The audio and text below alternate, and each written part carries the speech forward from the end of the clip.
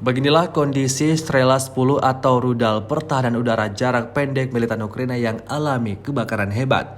Rekamannya ramai beredar di media sosial Telegram Jumat 31 Maret 2023. Dalam rekaman menunjukkan bagaimana ganasnya UAV Lancet Rusia datang menghantam Strela 10 Ukraina hingga timbulkan ledakan dahsyat seperti yang terlihat dalam rekaman.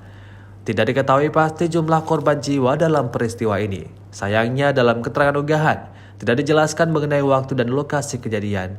Insiden ini digadang-gadang membuat Ukraina alami rugi besar. Beredarnya video ini menuai beragam komentar dari warganet.